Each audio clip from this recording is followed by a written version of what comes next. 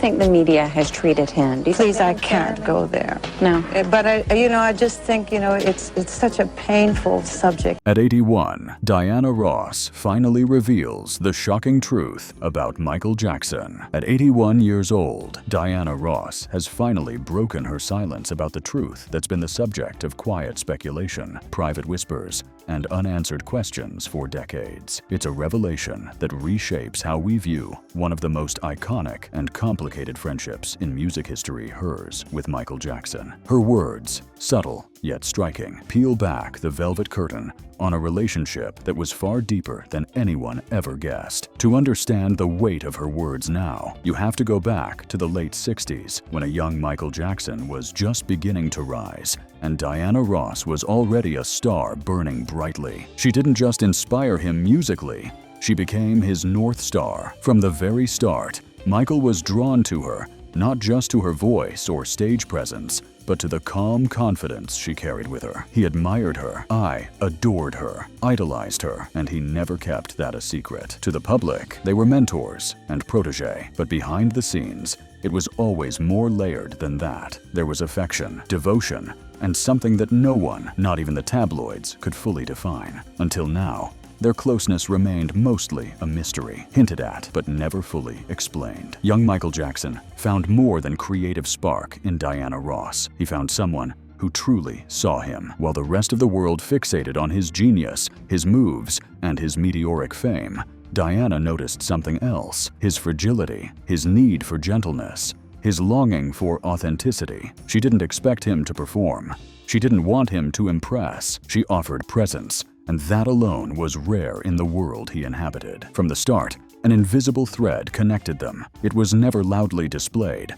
but it was there in the way Michael would light up in her presence, or how she reached for his hand without thinking. Their moments were brief: rehearsals, studio sessions, shared appearances. Yet in those fleeting encounters, Diana gave him something invaluable, a version of himself untouched by fame. Someone who didn't have to sing, dance, or dazzle to be seen. As time passed and Michael's fame exploded, his world got smaller. Trust became scarce. But Diana remained a constant, not always physically close, but emotionally ever present. She lingered in his memories, in his imagination, in his heart. Close friends of Michael recall him saying that when the pressure became too much, when the noise of the world got deafening, he would close his eyes and hear her voice, not in song, just speaking, soft, reassuring, grounding. Then came The Wits in 1978, a turning point. For the public, it was a whimsical retelling of The Wizard of Oz. For Michael and Diana, it was something else entirely.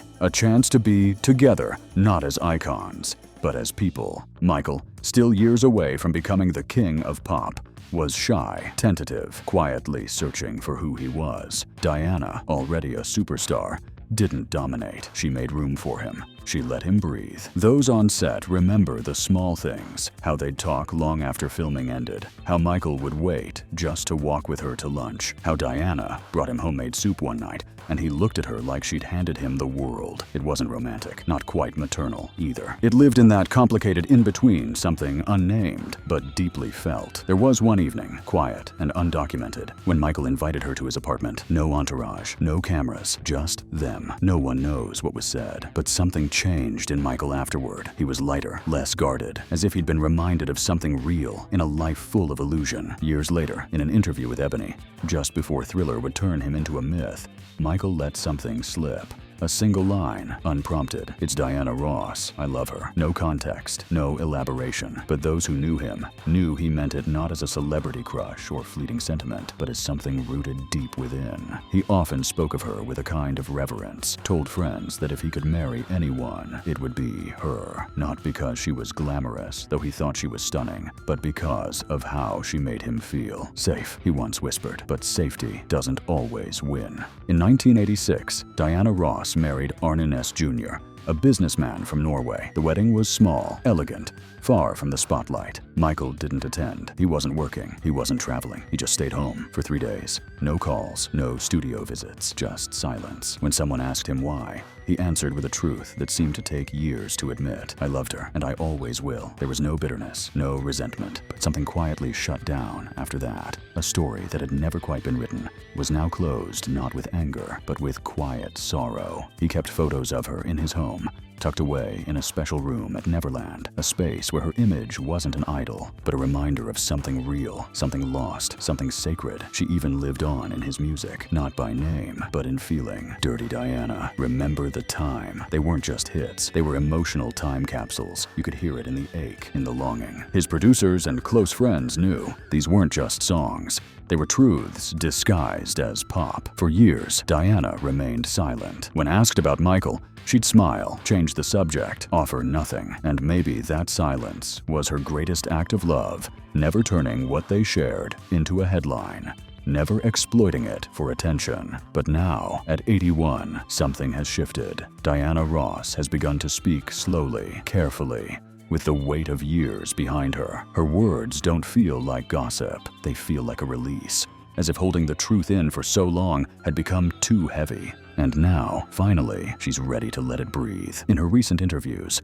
Diana has described the bond she shared with Michael not just as friendship, but as something transcendent. He was my heartbeat, she said quietly, in a way that few could understand. It wasn't just love or admiration. It was a kind of soul recognition. Those words have sent ripples through the public imagination, prompting renewed fascination and, at times, controversy. To appreciate why Diana's revelation is so impactful, it's essential to understand the landscape of their connection. Michael and Diana grew up in the unforgiving spotlight of the entertainment industry, a place where personal relationships were often sacrificed at the altar of fame. Both navigated tumultuous childhoods marked by intense pressure and isolation. Yet, where others saw rivals or colleagues, these two saw kindred spirits. Their paths first crossed in the late 1960s, when Michael was just beginning his ascent with the Jackson 5, and Diana was already a star with the Supremes. It was a meeting of youthful ambition and burgeoning talent,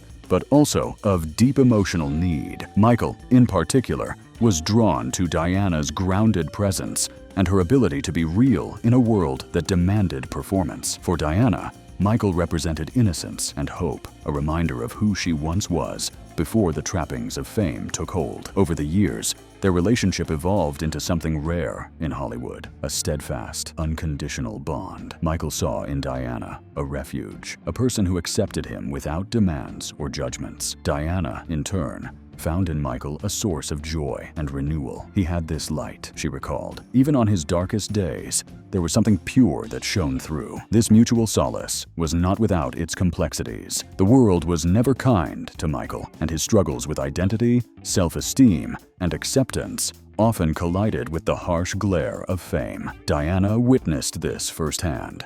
She saw the boy behind the mask, and it broke her heart. Yet, she never tried to change him or control him. Instead, she became a safe harbor, a reminder that he was loved simply for who he was. Their closeness, however, fueled rumors and speculation. Tabloids thrived on stories of secret romances and hidden affairs. But both Diana and Michael consistently dismissed such claims, emphasizing that their connection transcended conventional labels. "People want to box things up," Diana once said.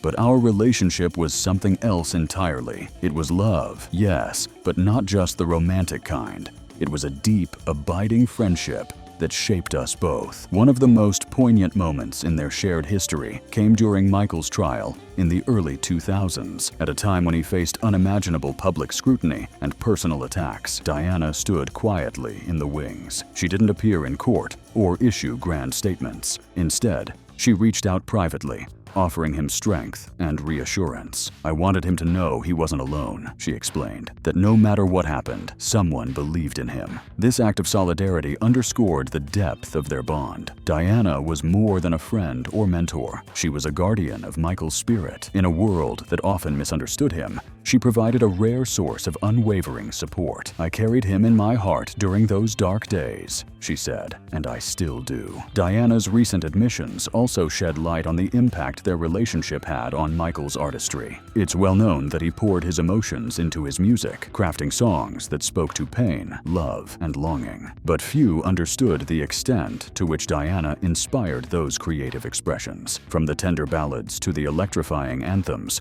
her influence was woven through the fabric of his work. Producers and collaborators have since confirmed that many of Michael's most intimate lyrics and performances were directly inspired by moments shared with Diana. She was his muse in many ways, one producer revealed. He trusted her judgment. He wanted her to hear his truth. This revelation adds a new dimension to Michael's legacy, highlighting the emotional undercurrents that fueled his genius. Despite the passage of time, the connection between Diana and Michael remains a powerful narrative of love, loss, and enduring friendship. It challenges simplistic notions of celebrity relationships and invites us to consider the complexity of human bonds under extraordinary circumstances. Diana's decision to speak openly at this stage in her life is both a tribute to Michael's memory and a testament to the healing power of truth. In sharing her story, Diana Ross has not only honored the man who shaped her life, but also reclaimed a piece of her own history that was once buried beneath silence. It is a reminder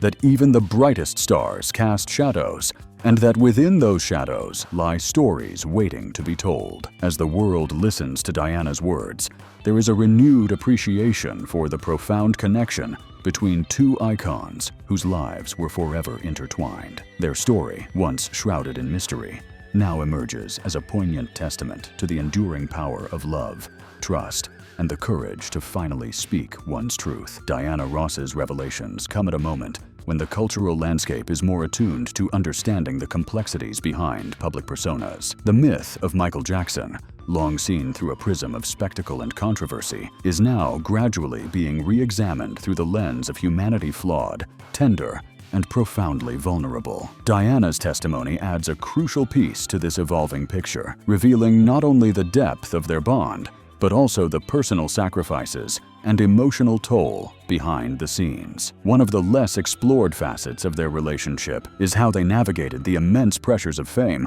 while trying to maintain a semblance of normalcy. Both had known the glare of public scrutiny from very young ages, and both wrestled with the paradox of being adored, yet profoundly misunderstood. Diana, with her calm grace, often served as an anchor for Michael, a steady presence in a turbulent sea. Their relationship was marked by moments that felt almost cinematic, small, intimate acts that spoke volumes, like the time Diana reportedly gifted Michael a notebook filled with handwritten notes and encouragement during a particularly isolating period in his career. The gesture was simple, yet it touched something deep within him, a reminder that he was seen and supported beyond his public image. Michael reciprocated in his own way. There are accounts from friends and collaborators of private letters he wrote to Diana, letters filled with poetic expressions of gratitude and admiration. These were never meant for the public eye, but they reveal a side of Michael rarely glimpsed as a young man searching for connection in a world that often left him feeling invisible. The emotional support they provided each other extended beyond their personal relationship into their professional lives as well. Diana's influence helped Michael navigate some of the trickiest moments of his career. When he faced doubts or criticism, she was a confidant who could offer perspective without judgment. She encouraged him to embrace his uniqueness rather than conform to industry expectations. Their mutual respect and understanding translated into subtle collaborations and shared creative energy. While their official joint projects were few, the influence was palpable. Michael's performances often carried the elegance and poise that Diana exemplified, while Diana's musical choices occasionally echoed the innovative spirit Michael championed. It was a silent conversation through art, a continuous exchange that enriched both their legacies. Yet, beneath the surface, the relationship was not without its struggles. Both Diana and Michael grappled with the emotional complexities that come with deep attachment in a world that rarely allows for true intimacy. Michael, in particular, struggled with feelings of abandonment and isolation, challenges compounded by his turbulent family dynamics and the relentless demands of his career. Diana witnessed these struggles up close. She spoke candidly about the moments when Michael withdrew into himself, battling shadows that no amount of fame or fortune could dispel. "There were times when I felt helpless," she admitted. "Seeing someone you care about in pain, unable to fix it, is one of the hardest things." Despite the challenges, their connection remained a source of resilience. Diana's presence offered Michael a glimpse of stability, a reminder that he was more than the sum of his public image. In turn, Michael's youthful spirit and creative genius inspired Diana, reigniting a sense of wonder and possibility that kept her grounded amid the chaos of show business. As Michael's career soared in the 1980s and 1990s, the demands on his time and energy increased exponentially. The pressures to maintain his status as the king of pop were immense, and the scrutiny more intense than ever. Yet even at the height of his fame, he carved out moments for Diana, preserving their connection as a sanctuary away from the spotlight. One anecdote that has emerged from this period involves a private concert Michael held at Neverland Ranch, where he invited only a select few, including Diana. The event was intimate, stripped of the grandeur typical of his performances. There, Michael sang songs that never made it to the albums, songs imbued with raw emotion and personal meaning. Diana later described the experience as magical, a rare glimpse into Michael's true self. "It wasn't about spectacle," she recalled. "It was about sharing a moment, a feeling. That night, I saw him not as a superstar, but as the boy I'd always known." Their friendship also offered a counterpoint to the loneliness that often accompanies stardom. In a world where relationships could be transactional or fleeting, theirs endured. They shared holidays, celebrated milestones, and comforted each other through personal losses. Their bond was a testament to the possibility of genuine connection amid the artifice of fame. The enduring nature of their relationship also speaks to the emotional intelligence and maturity both cultivated over decades. Diana's ability to hold space for Michael's vulnerabilities without judgment was crucial. She embodied a rare combination of strength and empathy, qualities that allowed their friendship to flourish despite external pressures. Michael, for his part, learned to trust Diana in ways few others did. He confided in her his fears and hopes, his dreams and regrets. This trust was sacred, a foundation upon which their connection rested. Even when misunderstandings arose, as they inevitably do, in any long-term relationship, they were able to navigate them with a shared commitment to respect and care. The impact of their bond extends beyond the personal, influencing broader conversations about mental health, fame, and the need for authentic human connection. Diana's willingness to speak candidly about their relationship challenges the often superficial narratives surrounding celebrity friendships. It underscores the importance of compassion and understanding in the face of public judgment. Moreover, Diana's reflections invite us to reconsider the nature of love itself. Their story complicates simplistic notions of romance, revealing how love can take many forms: maternal, platonic, spiritual, and still be profoundly transformative. It is a reminder that love's power lies not just in grand gestures, but in quiet presence and unwavering support. In revealing this truth, Diana Ross honors not only Michael Jackson, but also the countless individuals whose stories remain untold behind the veneer of fame. She lifts the veil on the human experience behind celebrity, illuminating the ways in which connection sustains and heals even amid adversity. As fans and observers grapple with this new chapter in their shared history, it becomes clear that the legacy of Diana and Michael is inseparable from the love they cultivated. It is a legacy of compassion, resilience,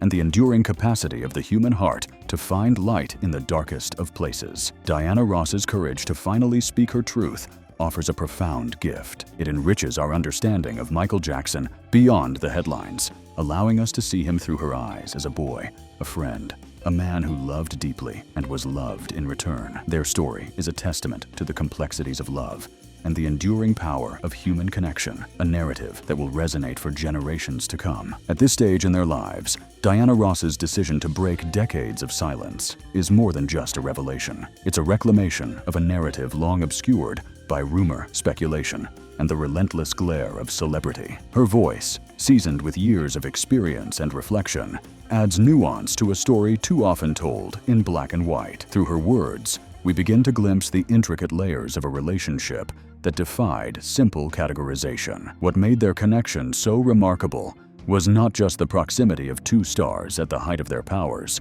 but the emotional sanctuary they found in each other amidst the whirlwind of fame. It's easy to forget how lonely the heights of success can be, especially for those who rose to prominence in childhood, like Michael. For him, Diana was more than a mentor or friend. She was a touchstone, a reminder of an innocence that the world often tried to erase. Their bond had an almost sacred quality, forged in the crucible of shared experience and mutual understanding. They both navigated the precarious path from youthful prodigy to global icon, enduring the triumphs and tragedies that came with it. But through it all, their connection remained a steady undercurrent, a source of quiet strength. The nuances of their relationship defy the usual tropes of celebrity friendships or romances. Diana never fit the role of a typical Hollywood companion, nor did Michael ever embody the cliched image of a fan or admirer. Instead, their interactions were marked by a deep, abiding respect and an intuitive understanding of each other's vulnerabilities. One lesser-known aspect that Diana recently unveiled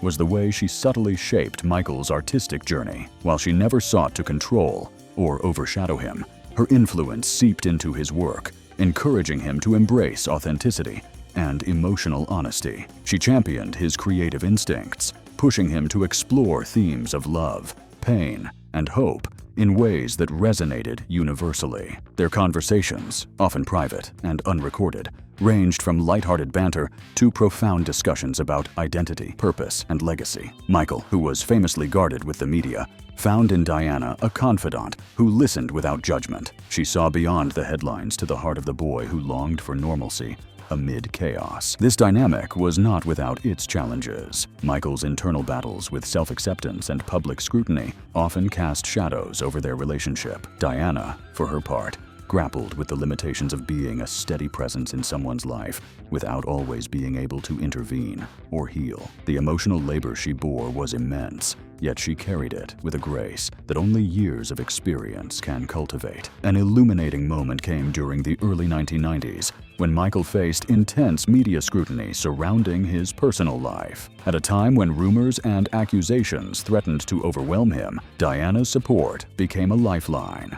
She stood by him quietly, refusing to engage in the public fray, but offering solace in private moments that no one else witnessed. It was in these moments that their bond transcended conventional friendship, touching on something almost spiritual. Diana described their connection as a meeting of souls, a place where they could be vulnerable without fear. This sanctuary was rare and precious, especially in a world where celebrity often means isolation. But despite the closeness they shared, the nature of their relationship was always complex. There was no simple label that fit a blend of friendship, familial love, and profound emotional connection that defied easy explanation. Diana's recent admission that Michael loved her encapsulates this ambiguity, suggesting a love that was expansive, multifaceted, and enduring. Their story also challenges the simplistic narratives that often surround Michael Jackson's life, offering a counterpoint to the tabloid-driven portrayals. It reveals a man who, beneath the public spectacle,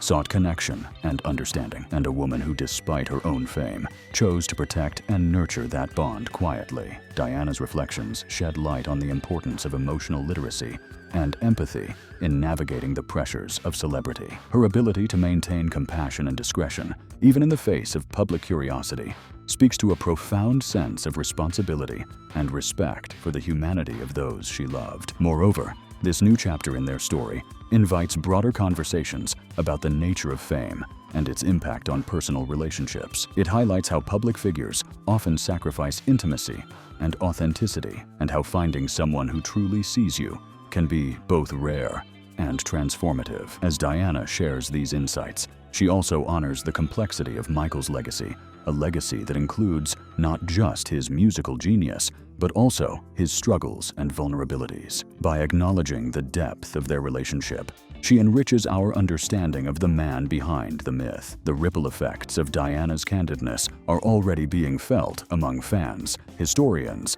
and cultural commentators. Her words offer a more nuanced narrative, that humanizes Michael Jackson, encouraging us to look beyond sensational headlines to appreciate the emotional truths beneath. For many, this revelation is a reminder that behind every public figure is a person with dreams, fears, and connections that shape their journey. Diana's testimony encourages a more compassionate engagement with celebrity stories, one that values empathy over gossip. Looking forward, it is likely that historians and biographers will revisit Michael Jackson's life with renewed interest, factoring in Diana's testimony to paint a more complete picture. Their relationship, once shrouded in mystery, now emerges as a vital piece of the puzzle in understanding his life and artistry.